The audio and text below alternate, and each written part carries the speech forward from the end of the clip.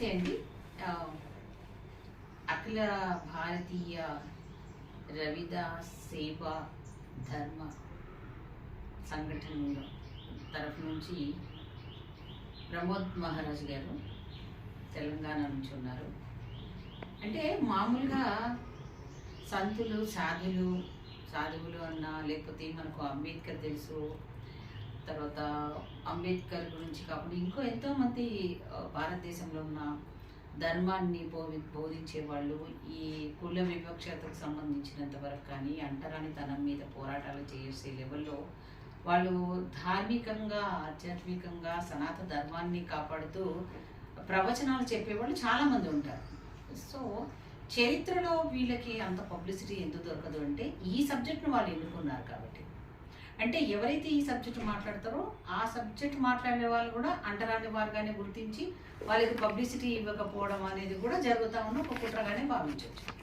So Ravidas గారి గురించి ఈ రోజున్న ఎంతోమంది మహానాయకులు 600 సంవత్సరాల కింద సిస్టంలో లాగా మా వేదితో మా కన్నుని పొడిపించే కార్యక్రమాలు చేస్తూ ఉంటారు. అది ఇప్పటి వరకు కూడా ఈ 75 సంవత్సరాల స్వాతంత్ర సాధించిన తర్వాత కూడా ఘోరంగా అదే సిస్టమ్ ఎదుర్కొంటున్నారు. సో నాకు ఈ మధ్య కాలంలోనే అంటే మామూలుగా కూడా నాకు జనరల్గా అందరూ నేను మాజీ మంత్రి పుష్పలీలను రాజకీయంగా అతి చిన్న టైంలో అధికారంలో సంపాదించుకున్నప్పటికీ అది అంబేద్కర్ గారు పెట్టిన దీక్ష వల్ల, రిజర్వేషన్ వల్ల నేను సాధించాను. ఎవరికి కూడా పుష్పలీల మీద అభిమానం ఉండదు. ఎందుకంటే రిజర్వేషన్ సిస్టమ్ ఆయన పెట్టకపోయి ఉంటే ఈరోజు పుష్పలీలను పక్కన కూర్చోబెట్టుకొని మాట్లాడించే సాహసం ఎప్పుడూ చేసేవాళ్ళు. ఒకవేళ రిజర్వేషన్ వల్ల చదువుకుంటారు, వీళ్ళ రిజర్వేషన్ వాళ్ళకు తెలివి లేదు అన్న వాళ్ళే మేము తెలివిగా మాట్లాడడం మొదలుపెట్టి ప్రశ్నించడం మొదలు పెడితే మాకు అవకాశాలు ఇవ్వడంలో వాళ్ళు వెనక్కి తోసేస్తున్న సందర్భాలు అన్ని రంగాల్లో కూడా, ఒకటేనే కాదు, రాజకీయమే కానీ ఉద్యోగాలే కానీ వివక్షత ఇప్పటికి కూడా ఎదుర్కొంటూనే ఉన్నాం. సో దీనికి ఎక్కడో ఒక దగ్గర అంతం కావాలి. ఈవెన్ దో అంబేద్కర్ గారు కానీ జగజ్జీవన్ రామ్ గారు కానీ ఇద్దరు వాళ్ళు ఎప్పుడు కూడా విభేదించుకోలేదు. ఆ రోజు వాళ్ళిద్దరు కలిసిన సాంగత్యంగా కలిసి ఈ జాతిలో ఒక అన్నదమ్ముల్లాగా వాళ్ళు కలిసి మెలిసి ఈ జాతిని ఎలా పైకి తీసుకురావాలి, మేము ఎలా ఉన్నతమైన పోస్టులకు వెళ్ళామో మా జాతి కూడా వెళ్ళాలన్న తపన పడ్డవాళ్ళే తప్ప మా మధ్యలో వీడు విభజించి పాలించే విధానాన్ని ఒక ఈ వేరే అగ్రకులాల స్థాయిలో ఉన్నవాళ్ళు కానివ్వండి, లేకపోతే మను సిద్ధాంతాన్ని ఇప్పుడు కూడా ఆ ధర్మాన్ని పాటించాలని చెప్పేవాళ్ళు ఉన్న ప్రస్తుతం ఉన్న సోకాళ్ళు పార్టీలు కానీ, సో వీళ్ళందరికీ సమాధానం చెప్పాలంటే చెప్పే ధైర్యం చేసే సాహసం చేసేవాళ్ళు ఇప్పుడు ఎవరూ లేరు. దానికి కారణము ఒకటి, మనకి ఎవరు అండ ఉండకపోవడం. మనకు సపోర్ట్ చేసేవాళ్ళు అంటే ఫైనాన్షియల్గా సపోర్ట్ కానివ్వండి, మోరల్గా కానివ్వండి, అవును నేను నీతో వస్తాను అని చేయి కలపడానికి సాహసం చేయలేని వాళ్ళు చాలామంది ఉంటారు. అందులో ఒక మహిళ అంటే ఇంకా చిన్న చూపు. ఎందుకంటే అంబేద్కర్ ఒక స్త్రీకి అవకాశాలు కల్పించడంలో సమానత్వం కోసం ఎలాగైతే పాటుపడ్డాడో, ఓటు హక్కును కూడా ఇద్దరు వేయాల్సింది, ఆ ఓటు ఒక స్త్రీకి కూడా అలాంటి అవకాశాలు, సమాన అవకాశాలు ఇవ్వాలని తెలియజేయడం బట్టి ఈరోజు 50% ఉన్న మహిళలకు కూడా ఇప్పటికి కూడా ఆ చైతన్యాన్ని ముందు తీసుకుని వెళ్ళి రాజకీయంగా అధికారంలో తమ అధికారాన్ని సాధించడానికి వెనుకపోతున్నాం. దానికి కారణం ఎవరో ఒక తీగలాగా ఉండాల్సింది. అంటే హస్బెండ్ అన్నా ఉండాలి, అన్నదమ్ములను ఉండాలి, లేకపోతే వాళ్ళ వారసత్వంలో ఉన్న వాళ్ళే తప్ప రాణిస్తున్నారు తప్ప నాలాగా ఇండివిజువల్గా వచ్చిన వాళ్ళు చాలా అరుదుగా ఉంటారు. ఒకవేళ అరుదుగా ఉన్నప్పటికీ కూడా స్టాంపింగ్లు అంటే ఒక స్త్రీని బలహీనపరచడానికి ఎన్ని మాటలైతే మాట్లాడతారో అన్ని సమాజాలు యాక్సెప్ట్ చేస్తాయేమో, అలాంటి వినడానికి ధైర్యం చేస్తాయేమో. కానీ మా జాతి, ముఖ్యంగా దళిత జాతిలో ఉన్న ఒక దళిత బిడ్డ ఒక స్త్రీ పట్ల ఎవరైనా మాట్లాడితే కుటుంబ సభ్యులు జీర్ణించుకోలేరు, భయపడిపోతారు. అలాగే సమాజాన్ని భయపడి బతికి ఎక్కడో మూలకుండి ఊరి అవతల బతికే మా సమాజం కూడా ఊరి మధ్యలోకి ఇప్పుడు వచ్చినప్పటికి కూడా ఇప్పటికి కూడా మీరెవరు అని అడగకుండా ఇల్లు ఇచ్చే పరిస్థితిలో ఇదే హైదరాబాద్లో కూడా లేదు. అది యథార్థం.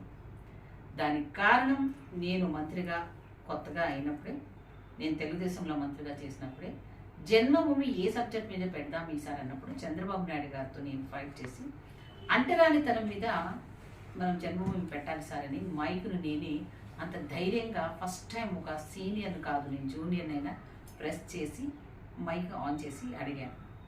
ఆ రోజున చంద్రబాబు నాయుడు గారు స్టాండ్ అయిపోయి ఏం మాట్లాడుతున్నావు, ఇప్పటికీ ఉందా అన్టచబిలిటీ అన్నారు. ఉంది సార్, మీరు వస్తానంటే చూపిస్తాను రండి. ఇక్కడ ఇదే హైదరాబాదులో మేము ఇల్లు రెంట్ కావాలి అంటే మీరు ఎవరు అని అడగకుండా ఇల్లు ఇచ్చేవాళ్ళు ఉన్నారేమో మీకు చూపిస్తాను. అలాగే ఇప్పటికీ మా ఇబ్రహీంపట్నం సిటీకి దగ్గరలోనే ఉంది.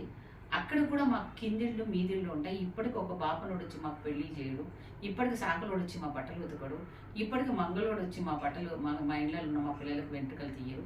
ఇప్పటికి కూడా అదే పరిస్థితి, అదే సంస్కృతి ఇప్పటి వరకు కాపాడుతూనే ఉన్నారు తప్ప మీరు పైకి మాత్రం మేమందరినీ సమానంగా చూస్తాము, మేమందరితో కలిసి ఉంటున్నామని ఓటు బ్యాంక్ రాజకీయాల కోసమే మమ్మల్ని వాడుకుంటున్నారు తప్ప మా వాళ్ళలో కూడా చైతన్యం ఉన్నప్పటికి కూడా ఈ బలహీనత, పేదరికం అనే బలహీనత, చదువు లేకపోవడం, అమాయకత్వము, ఈ నమ్మకం అనేది విశ్వాసానికి మారిపోయారు మాదిగ బిడ్డలు. మాదిగ బిడ్డలు శభాషా మాదిగోడ అంటే బండ మీదేసుకొని చచ్చిపోతాడు.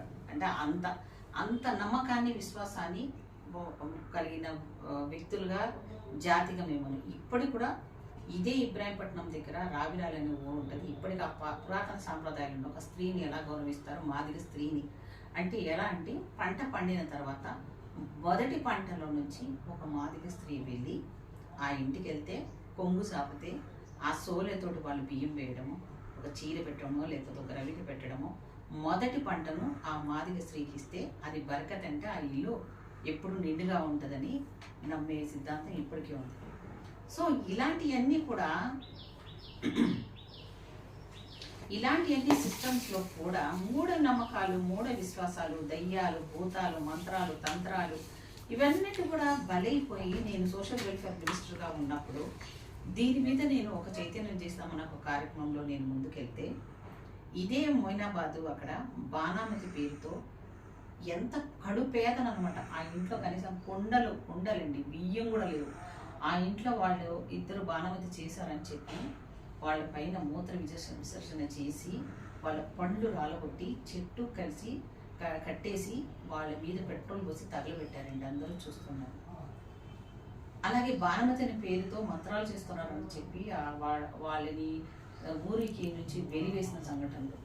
సో ఇప్పుడు అనాగరికంగా ఇంత ఆధునికమైన అంటున్నాం, ఇంత టెక్నాలజీ అంటున్నాం, ఇంత డిజిటల్ ఏజ్ అంటున్నాం, కానీ ఇప్పటికి కూడా తోకలు తగిలించుకున్నా తప్ప తోకలు ఉండే వాళ్ళు తోకలు లేరంటే ఆ బ్యాడ్జ్ల పైన పేర్లు ఉంటేనే తప్ప వాళ్ళు పలకరించుకుంటారు తప్ప మిగతా వాళ్ళను పక్కన పెట్టించే సంస్కృతి ఇప్పటికీ కొనసాగుతుంది. ఎస్, ఇది అవునన్నా కాదన్నా యథార్థము. దమ్ము ఉంటే నేనే ఛాలెంజ్ చేస్తున్నాను, ఆ తోకల్ని పెట్టి రాజకీయంలో రండి అంటున్నా. పక్కన పెట్టి కులం అనే ట్యాగ్ని తగిలించు